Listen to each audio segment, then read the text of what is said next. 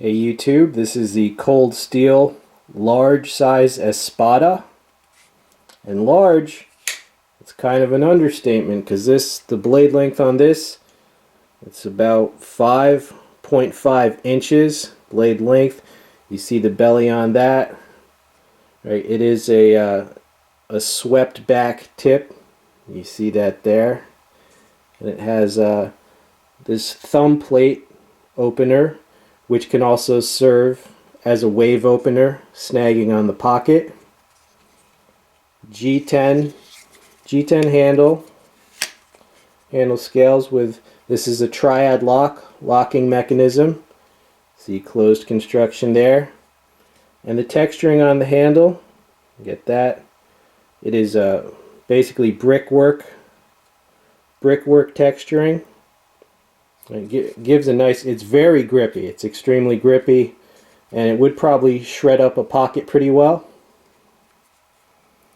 See the pocket clip there, right side tip up, can also be left side tip up.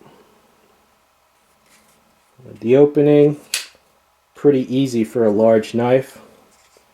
See the pivot screw there, it is a Torx screw.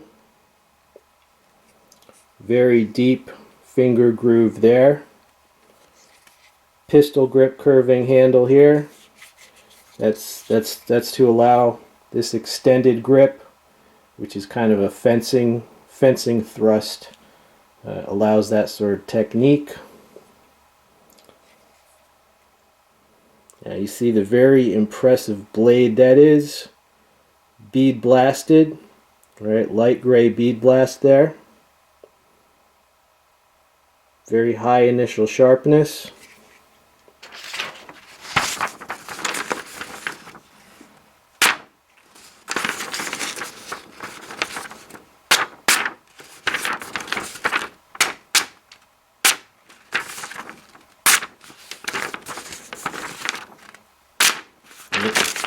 Get up. And this thing is like a sword. You know, you basically have a folding sword here, and yeah, the initial sharpness, you know, it's extremely sharp. Cold Steel is very good with giving you a sharp blade. Alright, and if you want to see the size comparison between, this is the large, and this is the medium. Now first of all, the medium Espada is like super wide for its length, and also you see it has that thumb screw opener, whereas this has the thumb disc, so that's a big difference there. Alright, but you can see the large is just far bigger than the medium, right? And they do have an extra large, which I believe has a 7.5 inch blade, so I don't have the extra large, but see that there. Now the price tag on this is not cheap. These go for about 110. They are still cheaper than the you know, the fancier version that has it does not have a G10 handle. You know, they have a version that has polished nickel silver bolsters and all that, and that one goes for even more. Okay, but this is still pretty pricey, even though it's supposed to be the you know, the affordable version.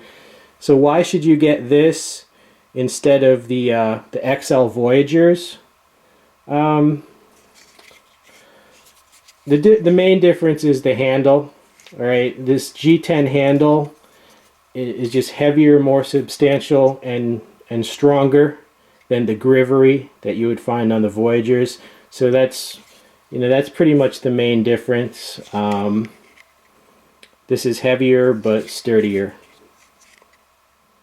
Now overall, you know, it's an impressive and deadly blade. It is AUS 8. That is a very high hollow grind, and it's a fairly shallow hollow grind. Right, just look at the belly on it, the piercing tip. Right, it is made in Taiwan for Cold Steel. And overall, this is a highly effective weapon. You know, I believe they pretty much sell it as either a collectible or as a weapon or both. And you know, a knife like this, you should treat it like a gun. I mean, in terms of when you would pull it and when you would use it, you know, think of it as a gun, right? Meaning, you know, only for the most serious situations, because, you know, in some situations this can even kill more effectively and efficiently than a gun. It really depends on the range of your conflict, but it would certainly be good backup if you don't have a fixed blade for some reason.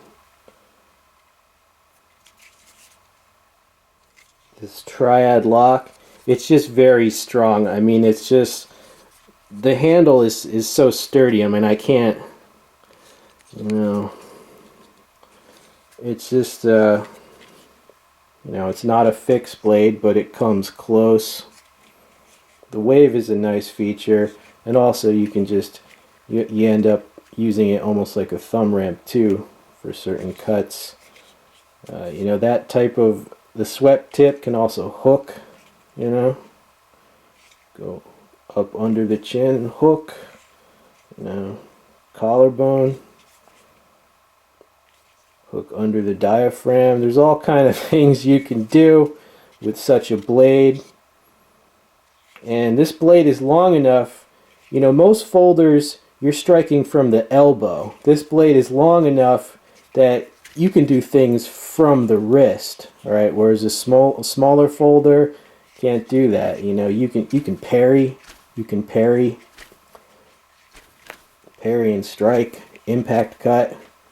You could back cut. I don't back cut with a folder, you know. I mean, I'm sure the lock is pretty strong, but I just never would back cut with a folder. But I know there are people who would take the risk of back cutting, and I'm sure that, you know, 95 out of 100 times, you know, it would be effective.